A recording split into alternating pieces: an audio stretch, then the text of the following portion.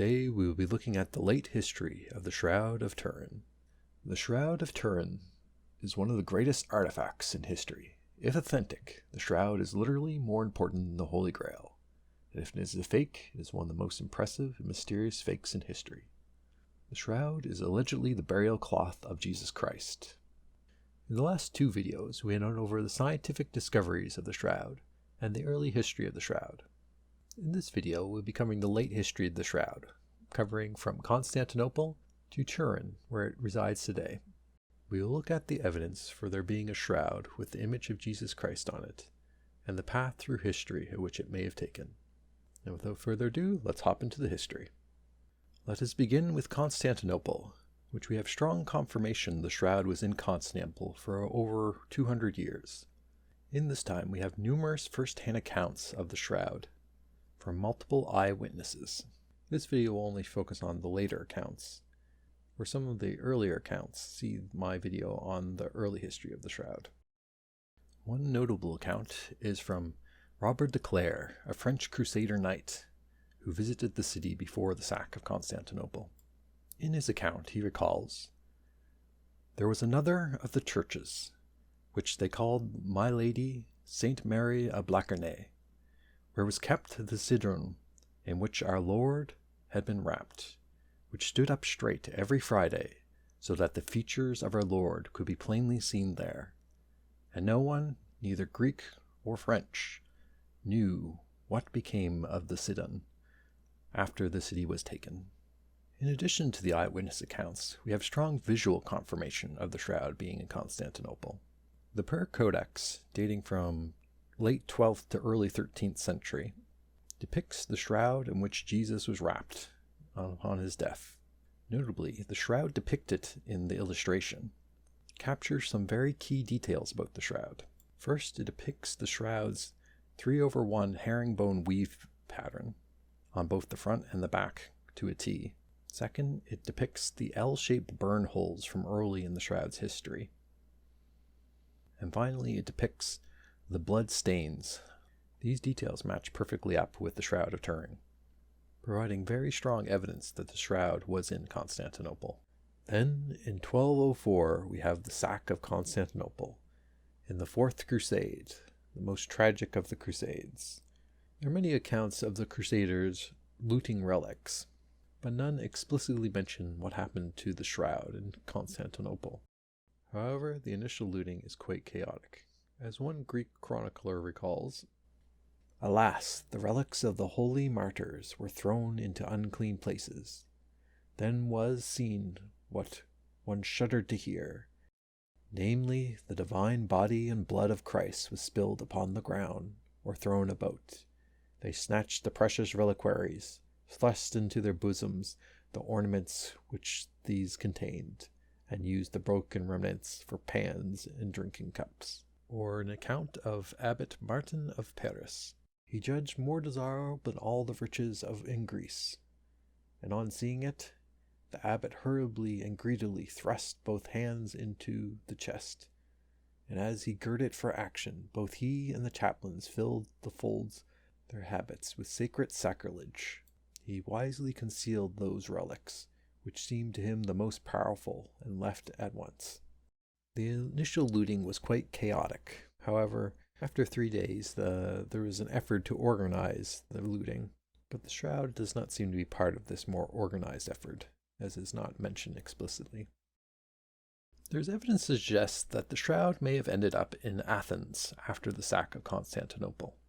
Theodore Angelos, the nephew of the former Byzantine emperor, reportedly sent to Pope Innocent III a request for relics to be returned to Constantinople. In it he says, "A crusading army, having falsely set out to liberate the Holy Land, instead laid waste the city of Constantinople. During the sack, troops of Venice and France looted even the holy sanctuaries. The Venetians partitioned the treasures of gold, silver, and ivory, while the French did the same with the relics of the saints, and most sacred of all, the linen in which our Lord Jesus Christ was wrapped after his death and before the resurrection. We know that the sacred objects are preserved by their predators in Venice, in France, and in other places. The sacred linen in Athens. Unfortunately, the original of this letter was destroyed during World War II. The Lord of Athens at this time was a French crusader named Othon de la Roche.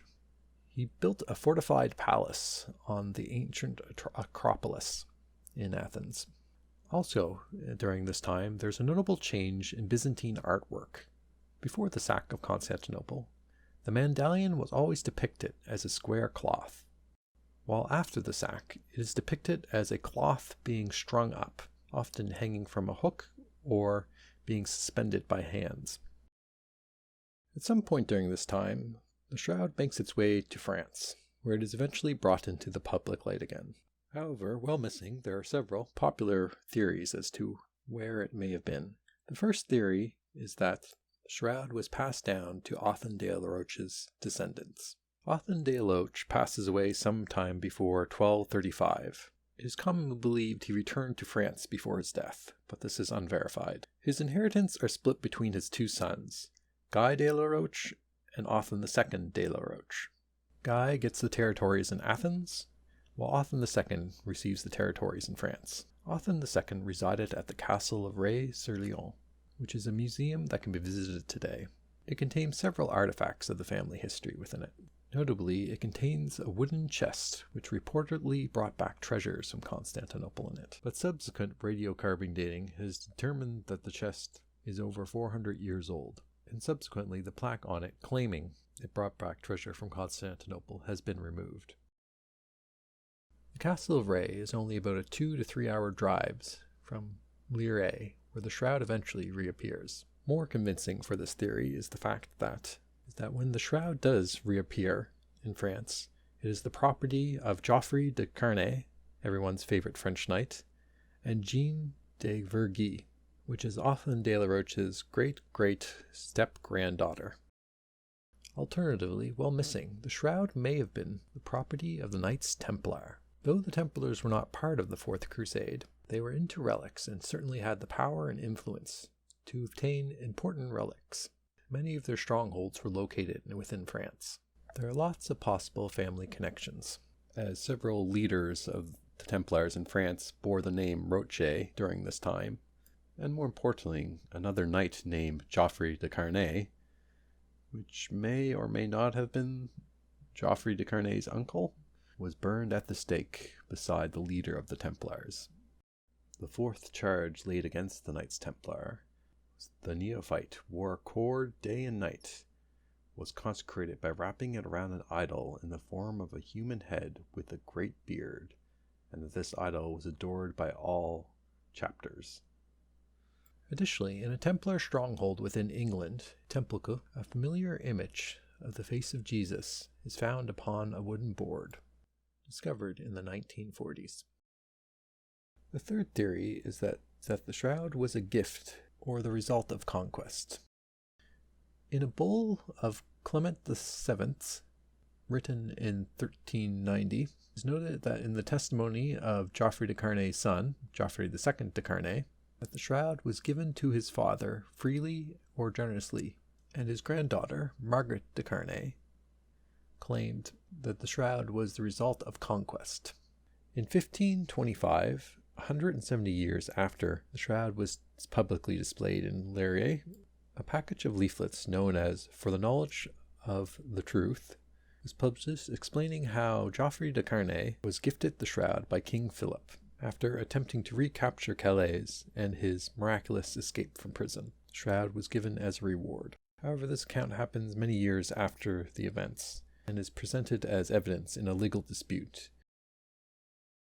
Around 1355, the shroud makes its public appearance in Europe. It is the property of Geoffrey de Carnay, one of the most famous knights of his time. Lirey wrote a book on the code of chivalry, renowned for being honorable and a great fighter, which fought during the 100 Years' War, died defending the French standard at the Battle of Poitiers. Geoffrey de Carnay built a chapel in Lirey, which displayed the shroud.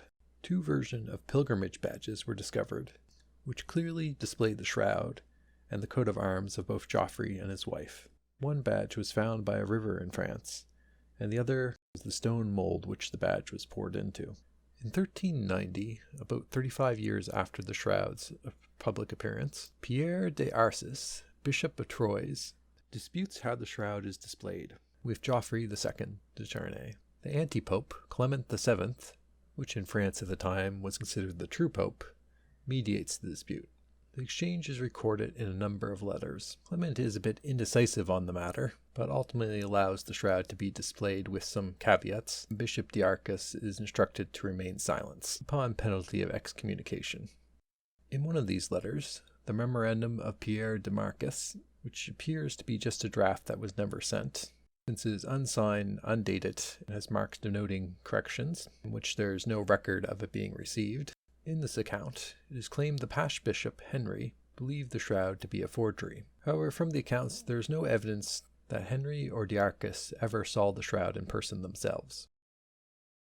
In 1418, there are fears that the shroud may be lost during the 100 Years' War. It is moved from the church in Lirey to a castle owned by Margaret de Carnay and her husband, Hubert of Villersexel. A plaque in the church of the College of Notre Dame de Saint Hippolyte notes that the shroud was entrusted to Hubert in 1418 and venerated in the chapel for 34 years. Notably, one of the stained glass windows depicts Hubert in the garb of a Knights Templar displaying the shroud. However, the inscription and the stained glass window were created in the 19th century, 400 years after the shroud had left the area. The shroud was originally moved for safety. However, after the danger had passed, Herbert and Margaret were reluctant to return the shroud, and eventually a legal dispute broke out over who owned the shroud. Margaret de Carnay then eventually sells the shroud to the royal house of Savoy for not one castle, but 2 castles. The Pope is displeased by this decision and excommunicates Margaret. Also, notably, 12 kilometers northeast of St. Hippolyte, a church has frescoes depicting Margaret's husband and a familiar image of Jesus. In 1453, now the property of the Savoy family, the shroud is moved to Chambery. Note the timing of the sale is very important. In 1453, the Byzantine Empire finally falls to the Ottoman Empire. The Duke of Savoy in the same year releases a commemorative medallion featuring the shroud. Pope Sextus IV and Julius II, and possibly Pope Paul II, recognized the shroud as being authentic. In 1532, a fire breaks out at the chapel of Chambery. Shroud barely escapes destruction. However, liquid silver from the shroud's reliquary in the fire pours onto the shroud, creating multiple symmetrical burn holes. The shroud was in a folded configuration at the time, which is why the burns are symmetrical. The poor Clare nuns tried to repair the damage with patches. Artwork of the shroud pre and post fire can be distinguished by the inclusion of the burn holes or not. The shroud is publicly exhibited multiple times throughout the decades under the Savoy family's protection. Notably, some copies of the shroud are made. Notably, the Shroud of Bascom. It appeared around 1523, but it only showed the front of Jesus, and was destroyed in 1794 as a forgery. It's likely many of these copies were made by the Carnay or Savoy family as gifts for friends, or as decoys in case anyone came looking to take the shroud from them. In 1578, the shroud is moved to Turin, where it remains till this day. In 1898, the first photo of the shroud is taken by Secondo Pia, and much to his surprise, he discovers the shroud is actually a negative image, with black and white being reversed. In 1997, fire strikes again tragically, likely due to arson. However, a heroic firefighter, knowing the value of the shroud, runs in with nothing but a hand axe, and is able to break the bulletproof glass protecting the shroud, heroically rescuing the shroud. From the 1980s into the present, a number of in-depth scientific studies are conducted on the shroud, which produce some incredible results. For more information on the scientific studies, see my first video in this series. In 1983, the Savoy family formally gifts the shroud to the Pope directly. Notably, is given directly to the Pope and not to the Catholic Church. They did not want the fate of the shroud decided by committee. In 2002, the shroud is restored and put in a protective case filled with argon gas to preserve the shroud. Controversially, the backing, which the Clare nuns put on, is removed.